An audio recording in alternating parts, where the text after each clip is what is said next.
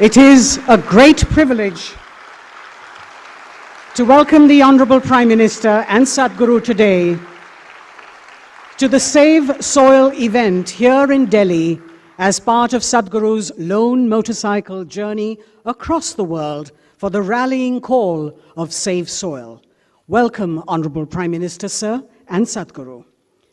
As I mentioned, it is a landmark day in Sadhguru's 100-day, 30,000-kilometer journey for the Conscious Planet Save Soil movement to accelerate citizen support and government action policy to revitalize soil.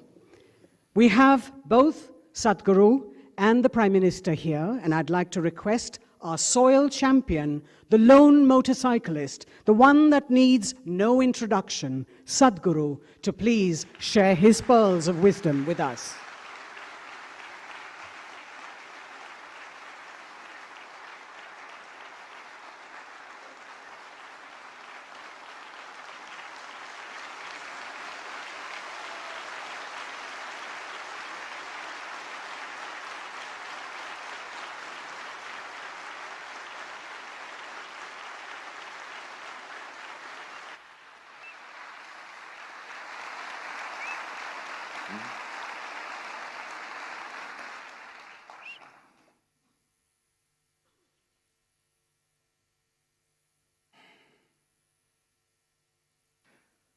Kalo na janati tava jananam. Kalo na janati tava samapanam. Drushto maya tava maha yogeshwara. Namaskaram and our heartiest welcome to our beloved Prime Minister.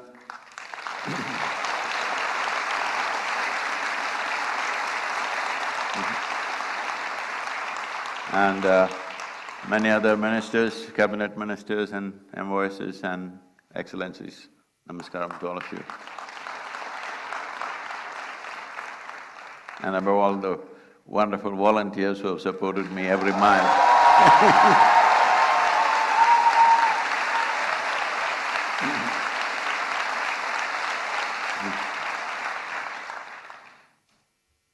As human beings,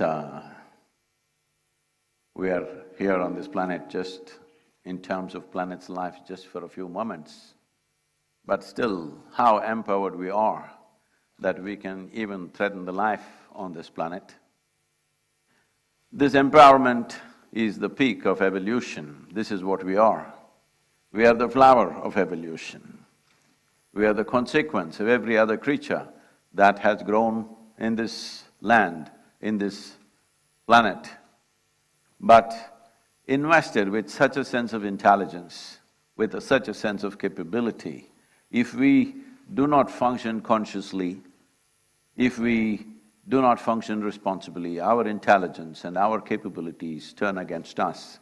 This is what soil degradation is about. Soil degradation has happened, environmental damage has happened, not because there is some evil force sitting somewhere wanting to damage this planet.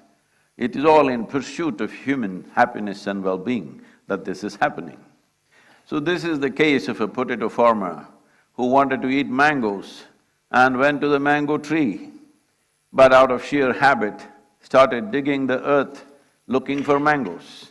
When he did not find mangoes there, he became very furious and dug furiously, and slowly the tree came upon him. This is the case of humanity right now. This is where we are. So, every one of us, knowingly, unknowingly, are partners in this destruction.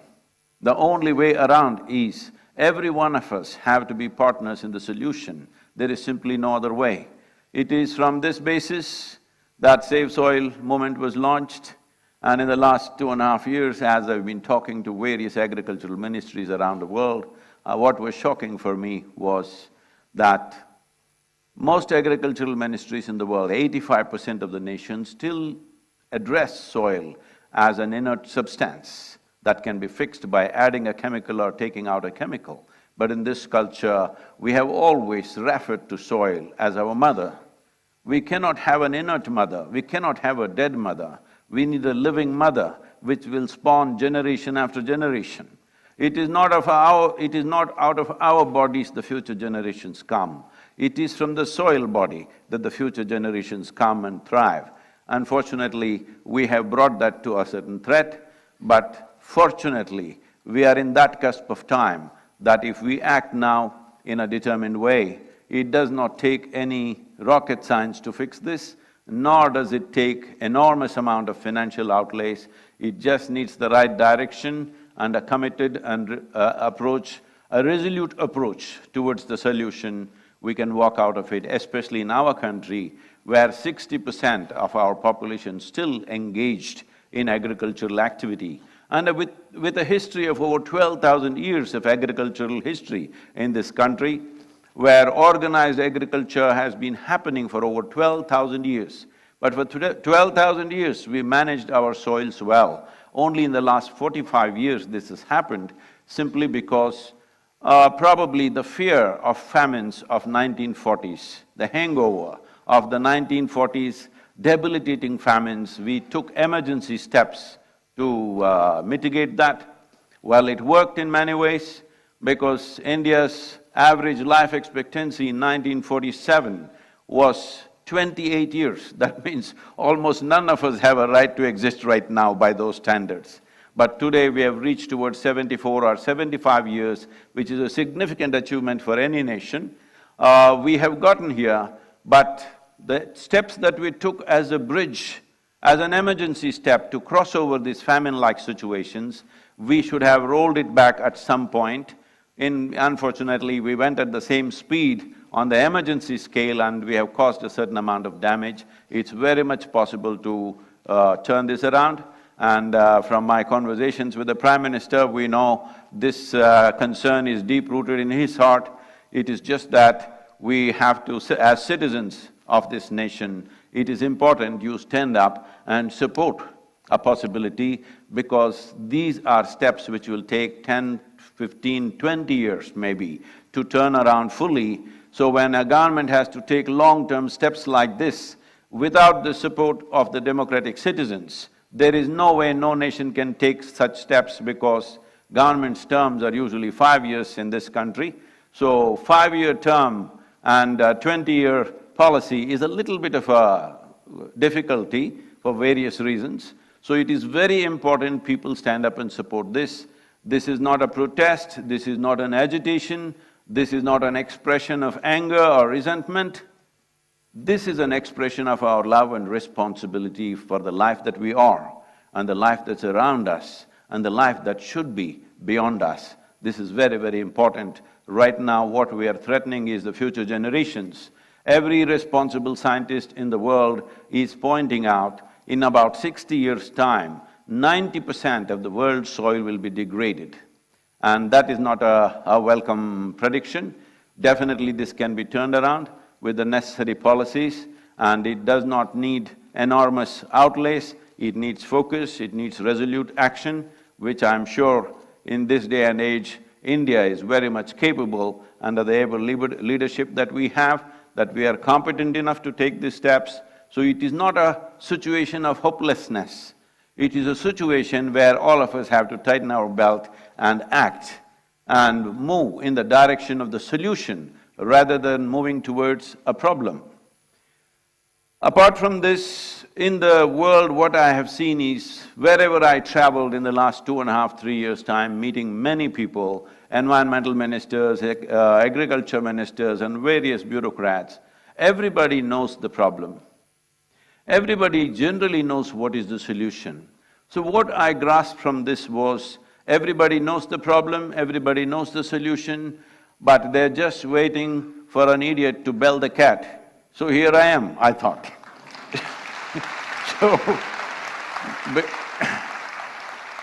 Because the problem is known to everybody in the world, all UN agencies are very conversant with the problem, most nations are very conversant with the problem, but somehow there was a silence. Fortunately, in the last 75 days. It is India 75, it's my great privilege in 75 days I'm in New Delhi.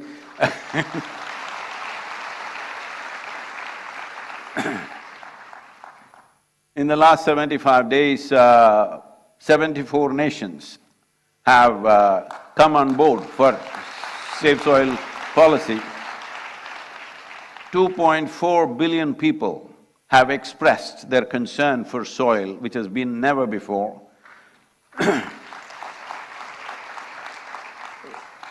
So once people want it, how can we stop it? Definitely it will happen.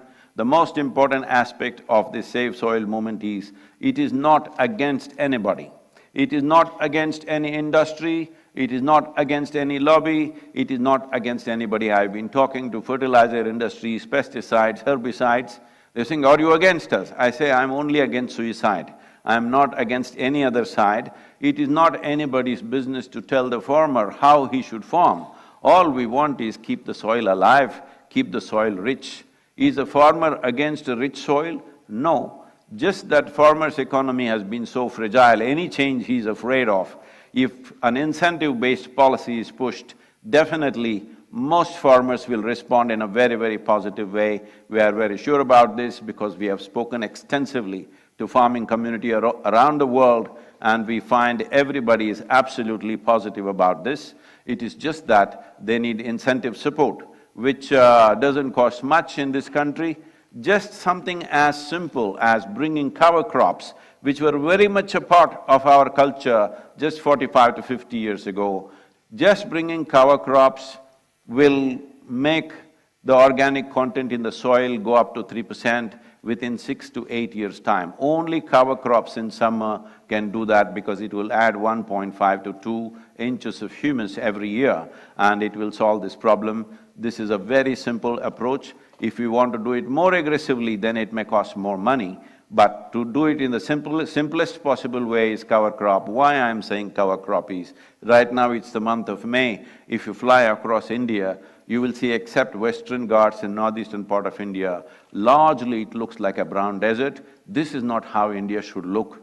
Whatever the season, there must be green leaf on the land, and this was the way India's farming used to be. This is the way the wisdom of the farming community used to work, but unfortunately, we have dropped these things for whatever reasons. Instead of looking for who is to be blamed, instead of looking for what is the problem, who caused the problem, all of us are the problem, and all of us should become the solution. Thank you very much. And once again, thank you, sir, for being here.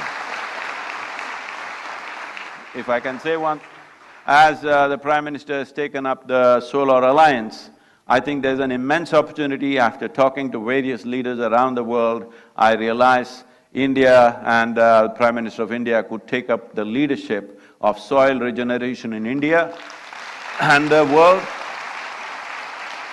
The global leadership for soil regeneration, starting with G20, considering we are going to have the stewardship of G20 in the coming year. Thank you very much. Thank you, Sadhguru, for your enlightening words. And as mentioned by him, the Save Soil movement has already touched 2.5 billion people, and 74 countries have agreed to act to save soil. This is a movement that has united the world, a mission that has brought people together across the globe to commonly address, because it concerns each of us, everyone on earth. His message is simple. Saving soil is necessary to maintain life on our planet. As occupants of a shared planet, we have the unique opportunity now to be part of the solutions for crises like soil extinction and desertification. Here's presenting to you a video that explains the science behind the Save Soil campaign.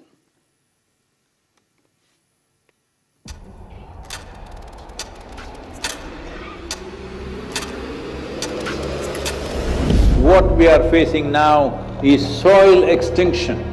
In most countries, more than 50% of the topsoil is already gone.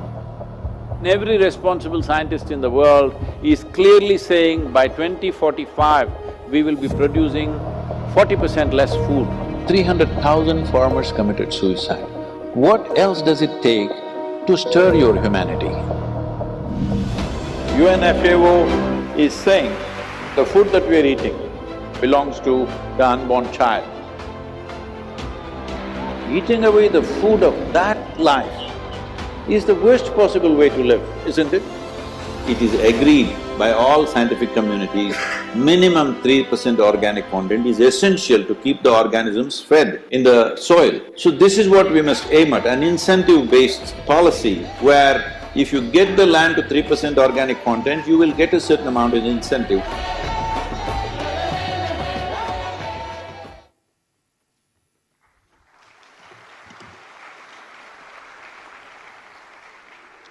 Ladies and gentlemen, as I mentioned earlier, several years ago, the Honorable Prime Minister, Shri Narendra Modi, had launched a nationwide scheme to help farmers to prevent soil deterioration through balanced use of fertilizers and the application of the right nutrients. The Honorable Prime Minister's foresight, vision, and commitment to the global efforts to restore and rejuvenate our planet and soil in particular from extinction is exceptional. I'd like to request the Honorable Prime Minister of India, Shri Narendra Modi ji, to please address the gathering.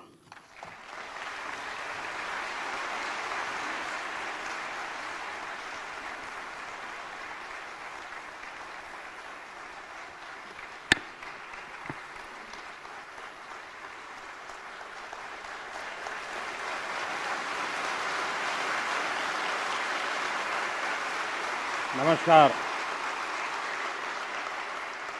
आप सभी को, पूरे विश्व को विश्व पर्यावरण दिवस की बहुत बहुत शुभकामनाएं।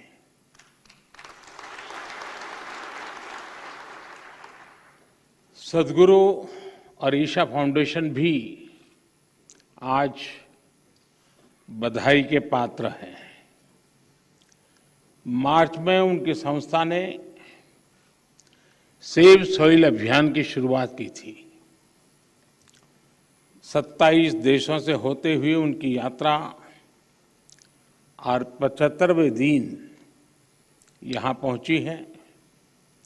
आज जब देश अपनी आजादी के 75वें वर्ष का पर्व मना रहा है, इस अमृत काल में नए संकल्प ले रहा है, तो इस तरह के जन अभियान बहुत अहम हो जाते हैं। साथियों, मुझे संतोष है कि देश में पिछले 8 साल में जो योजनाएं चल रही हैं, जो भी प्रोग्राम चल रहे हैं, सभी में किसी न किसी रूप से पर्यावरण संरक्षण का आग्रह है। स्वच्छ भारत मिशन हो या वेस्ट टू वेल्थ से जुड़े कार्यक्रम, अमृत मिशन के तहत शहरों में आधुनिक सीवेज ट्रीटमेंट प्लांट्स का निर्माण हो या फिर सिंगल यूज प्लास्टिक से मुक्ति का अभियान, या नमामि गंगे के तहत गंगा स्वच्छता का अभियान, one sun one grid solar energy पर फोकस हो या इथेनॉल के उत्पादन और ब्लेंडिंग, दोनों में वृद्धि, पर्यावरण रक्षा के भारत के प्रयास बहुआयामी रहे हैं। और भारत ये प्रयास तब तक कर रहा है जब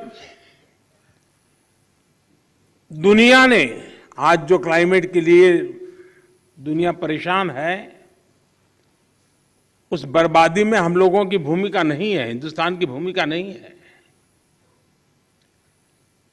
विश्व के बड़े और आधुनिक देश न केवल धरती के ज्यादा से ज्यादा संसाधन का दोहन कर रहे हैं, बल्कि सबसे ज्यादा कार्बन एमिशन भी उन्हीं के खाते में जाता है। कार्बन एमिशन का ग्लोबल औसत प्रति व्यक्ति 4 टन का है, जबकि भारत में प्रति व्यक्ति कार्बन फुटप्रिंट प्रतिवर्ष आधे टन के आसपास ही है। कहां 4 टन और कहां आधे टन।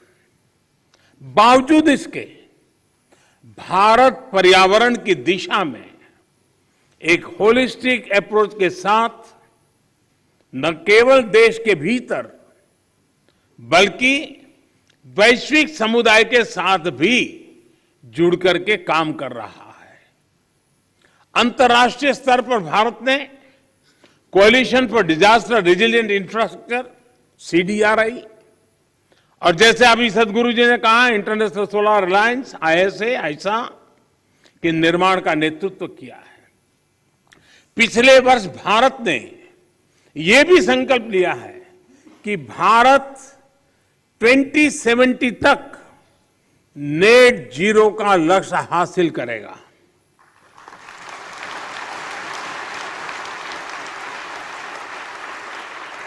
साथियों, मिट्टी या ये भूमि हमारे लिए पंच तत्वों में से एक है।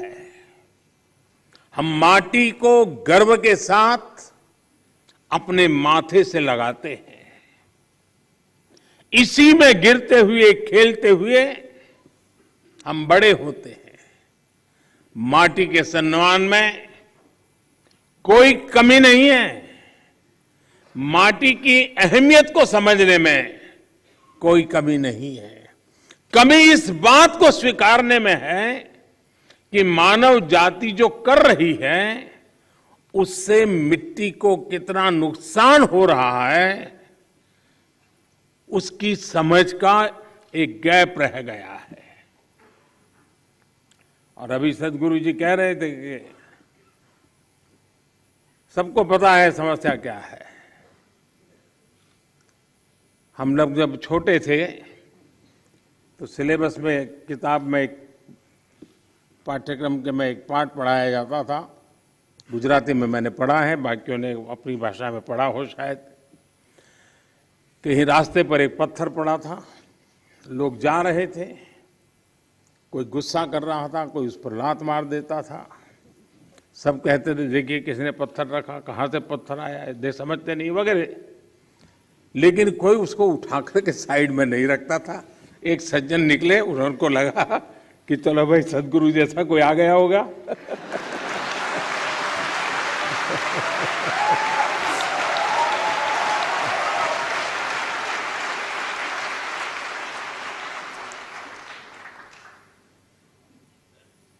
हमारे यहाँ युधिष्ठिर और दुर्योधन के भेद की जब चर्चा होती है तो दुर्योधन के विषय में जब कहा जाता है तो यही कहता है कि जाना भी धर्म न च में प्रवृत्ति।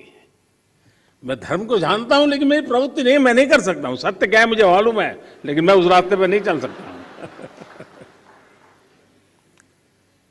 तो समाज में जब ऐसी प्रवृत्ति बढ़ जाती है तो ऐसा संकट आता है तो एक सामूहिक अभियान से समस्याओं के समाधान के लिए रास्ते खोजने होते हैं। मुझे खुशी है कि बीते 8 वर्षों में देश ने मिट्टी को जीवंत बनाए रखने के लिए निरंतर काम किया है। मिट्टी को बचाने के लिए हमने 5 प्रमुख बातों पर फोकस किया है।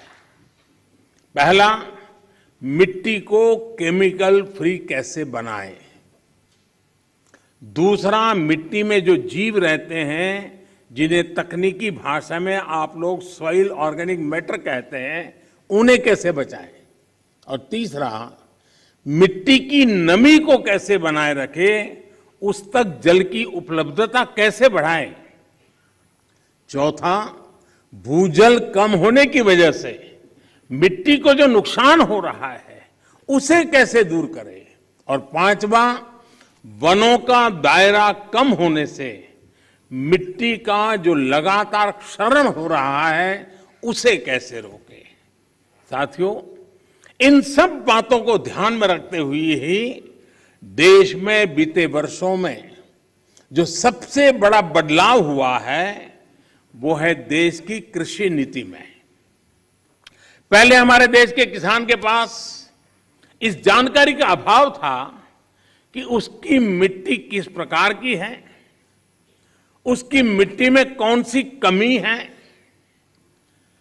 कितनी कमी है। इस समस्या को दूर करने के लिए देश में किसानों को सॉइल हेल्थ कार्ड देने का बहुत बड़ा अभियान चलाया गया।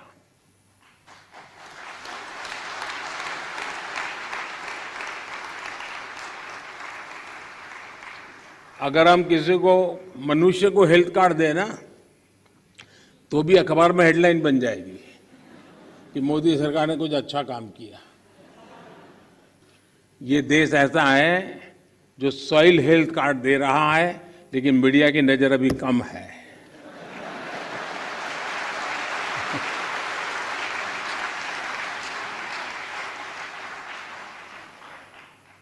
पूरे देश में 22 करोड़ से ज्यादा सॉइल हेल्थ कार्ड किसानों को दिए गए, और सिर्फ कार्ड ही नहीं दिए बल्कि देश भर में सॉइल टेस्टिंग से जुड़ा एक बहुत बड़ा नेटवर्क भी तैयार हुआ है। आज देश के करोड़ों किसान सॉइल हेल्थ कार्ड से मिली जानकारी के आधार पर फर्टिलाइजर्स और माइक्रो न्यूट्रिएंट्स का उपयोग कर रहे हैं। इससे किसानों को लागत में 8 से 10% की बचत हुई है और उपज में 5 से 6% की बढ़ोतरी देखी गई है। यानी जब मिट्टी स्वस्थ हो रही है, तो उत्पाद भी बढ़ रहा है। मिट्टी को लाभ पहुंचाने में यूरिया की 100% नीम कोटिंग ने भी बहुत फायदा पहुंचाया है। माइक्रो इरिगेशन को बढ़ावा देने की वजह से, अटल भू योजना की वजह से देश के अनेक राज्यों में मिट्टी की सेहत भी संभल रही है। कभी कभी कुछ चीजें, अब मान लीजिए कोई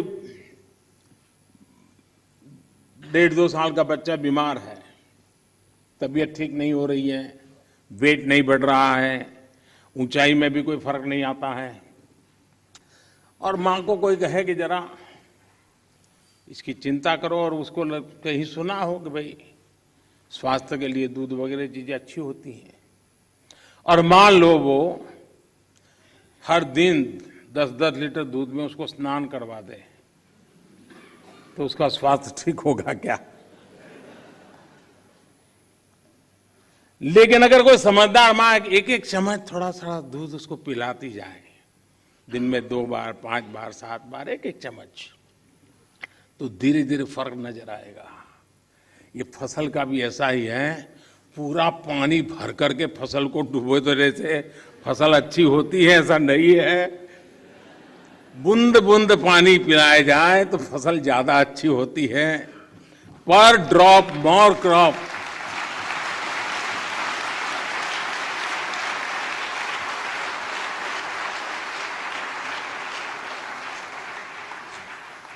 अनपढ़ मां भी अपने बच्चे को 10 लीटर दूध से नहलाती नहीं है, लेकिन पढ़े लिखे हम लोग पूरा खेत पानी से भर देते हैं। खैर, इन सारी चीजों में बदलाव लाने के लिए कोशिश करते रहना है। हम कैच द रेन जैसे अभियानों के माध्यम से जल संरक्षण से देश के जन जन को जोड़ने का प्रयास कर रहे हैं। इस साल मार्च में ही देश में 13 बड़ी नदियों के संरक्षण का अभियान भी शुरू हुआ है। इसमें पानी के प्रदूषण कम करने के साथ साथ नदियों के किनारे वन लगाने का भी काम किया जा रहा है, और अनुमान है कि इससे भारत के फॉरेस्ट कवर में 7,400 स्क्वायर किलोमीटर से ज्यादा की बढ़ोतरी होगी। बीते 8 वर्षों में भारत ने अपना जो फॉरेस्ट कवर 20,000 स्क्वायर किलोमीटर से ज्यादा बढ़ाया है, उसमें ये और मदद करेगा। साथियों, भारत आज बायोडायवर्सिटी और वाइल्ड लाइफ से जुड़ी जिन नीतियों पर चल रहा है, उसने वन्य जीवों की संख्या में भी रिकॉर्ड वृद्धि की है। आज चाहे टाइगर हो, लायन हो, लेपर्ड हो या फिर एलिफेंट, सभी की संख्या देश में बढ़ रही है। साथियों, देश में ये भी पहली बार हुआ है जब हमारे गांव और शहर को स्वच्छ बनाने, ईंधन में आत्मनिर्भरता, किसानों को अतिरिक्त आय और मिट्टी के स्वाद के अभियान को हमने एक साथ जोड़ा है। गोवर्धन योजना ऐसा ही एक प्रयास है। और जब मैं गोवर्धन योजना बोलता हूं तो कुछ सेक्युलर लोगों को सवाल उठेगा कि ये कौन सा गोवर्धन ले आया है। वो परेशान हो जाएंगे।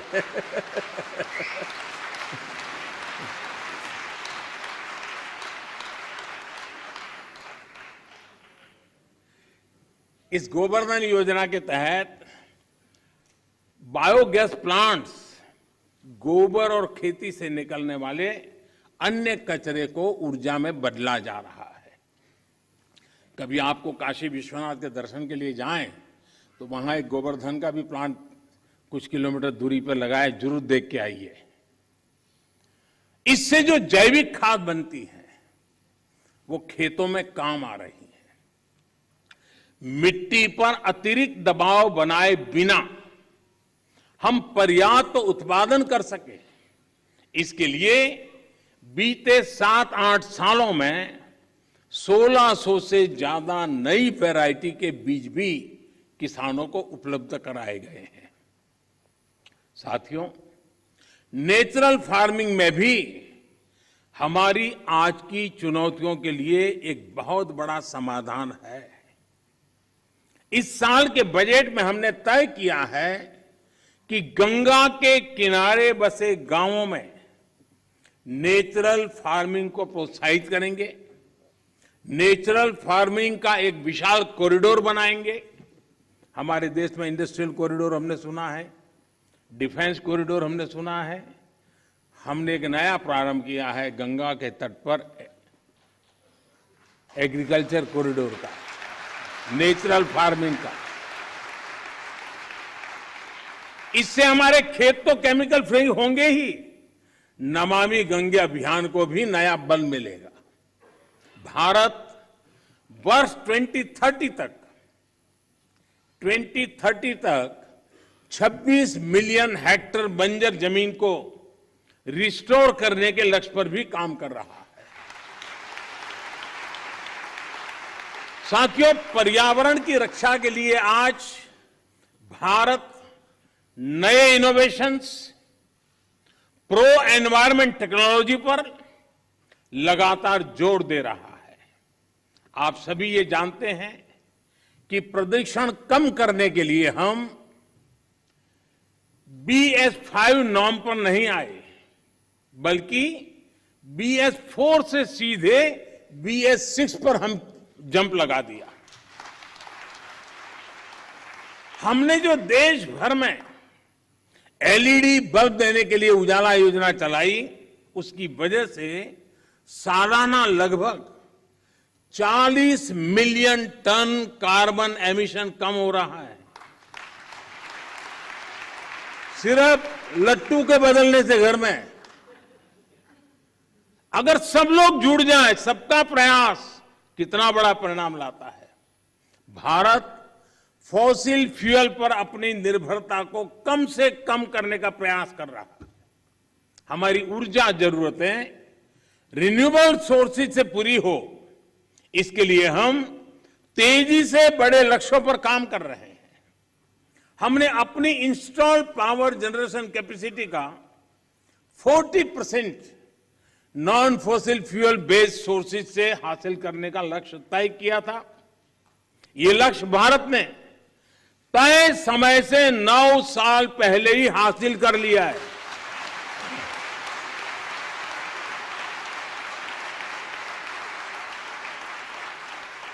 आज हमारी सोलर एनर्जी कैपेसिटी करीब 18 गुना बढ़ चुकी है।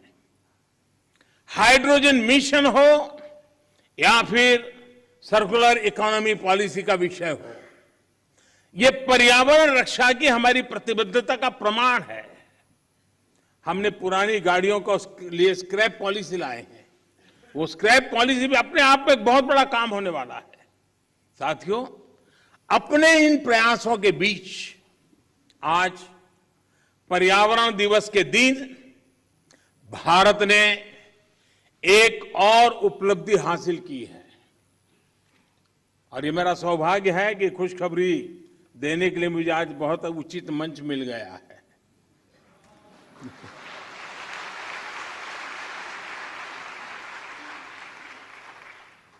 भारत की परंपरा रही है कि जो यात्रा करके आता है उसको छूते हैं तो आधा पुण्य आपको मिल जाता है।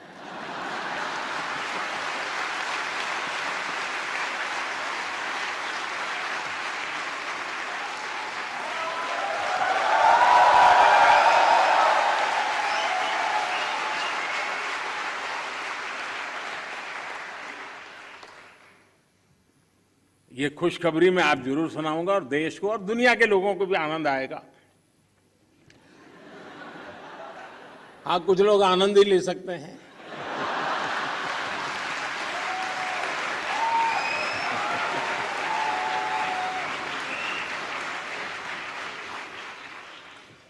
आज भारत ने पेट्रोल में 10% इथेनॉल ब्लेंडिंग के लक्ष्य को प्राप्त कर लिया है।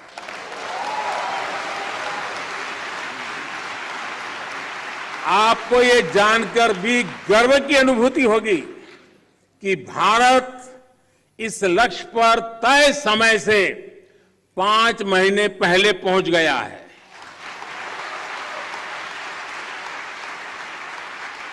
ये उपलब्धि कितनी बड़ी है, इसका अंदाजा आप इसी से लगा सकते हैं कि साल 2014 में भारत में सिर्फ 1.5% इथेनॉल की पेट्रोल में ब्लेंडिंग होती थी।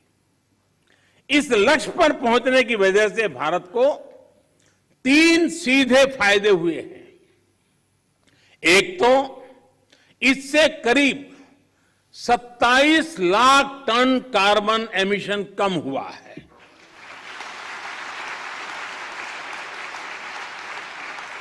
दूसरा, भारत को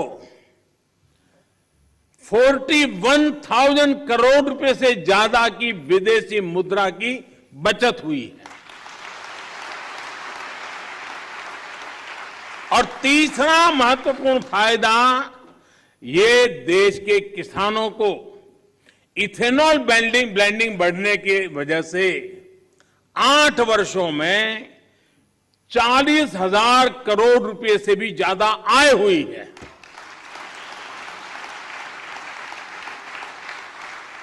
मैं देश के लोगों को, देश के किसानों को, देश की ऑयल कंपनियों को इस उपलब्धि के लिए बधाई देता हूं।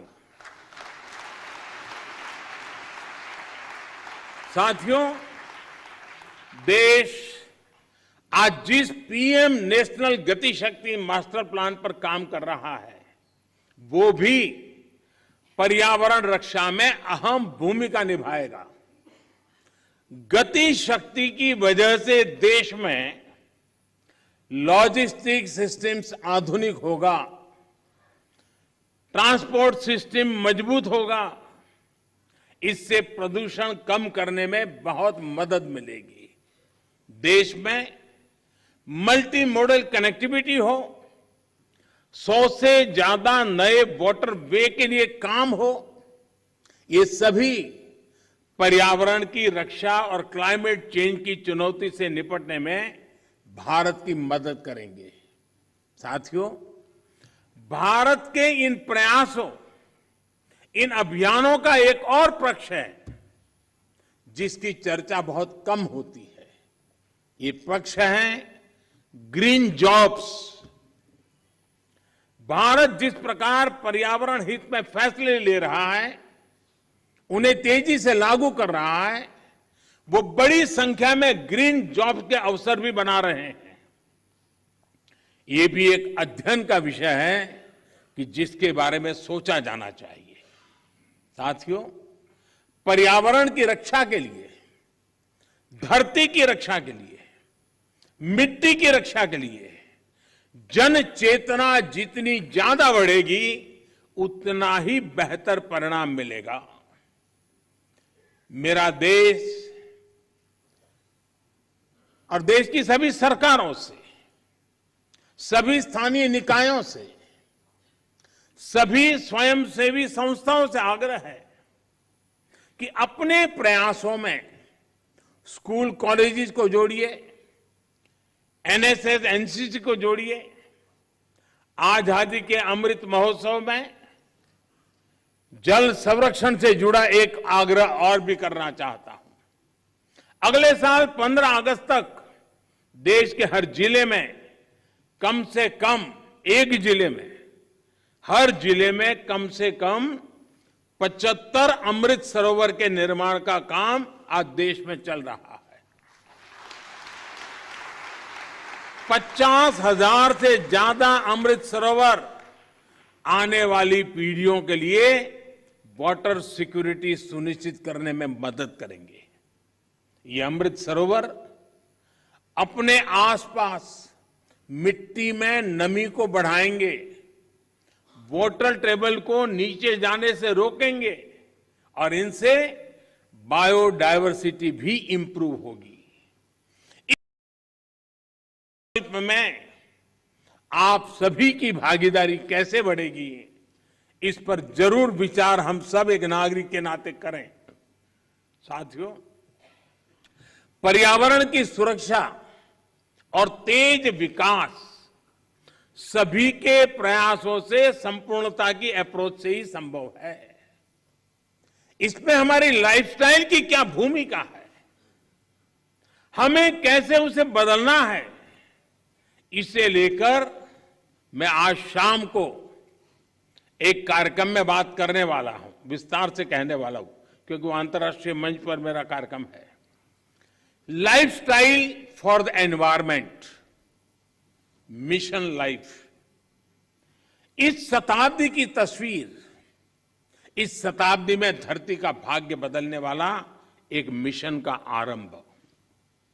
ये P3 यानी प्रो प्लेनेट पीपल मूवमेंट होगा।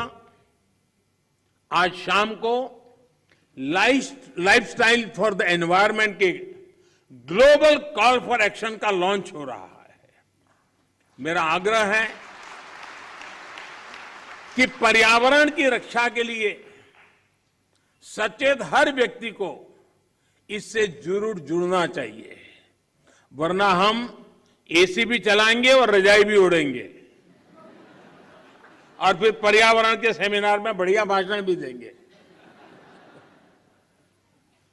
साथियों, आप सभी मानवता की बहुत बड़ी सेवा कर रहे हैं। आपको सिद्धि मिले। सदगुरु जी ने जो लंबी ये यानी मेहनत वाली यात्रा है, बाइक पे, वैसे उनका बचपन से शौक रहा है ये, लेकिन फिर भी काम बड़ा कठिन होता है। क्योंकि मैं कभी यात्राओं को ऑर्गेनाइज करता रहता था और मैं कहता था मेरी पार्टी में कि एक यात्रा को चलाना मतलब 5-10 साल उम्र कम कर देना, इतनी मेहनत पड़ती है। सदगुरु जी ने यात्रा की, अपने आप में बहुत बड़ा काम किया है और मुझे पक्का विश्वास है कि दुनिया को मिट्टी के प्रति स्नेह तो पैदा हुआ ही होगा, लेकिन भारत की मिट्टी की ताकत का भी परिचय मिला होगा।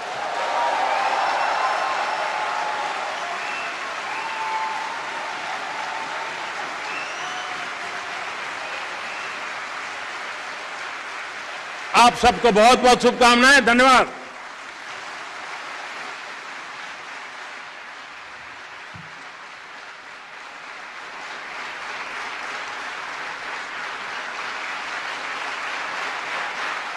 Thank you, Prime Minister, sir.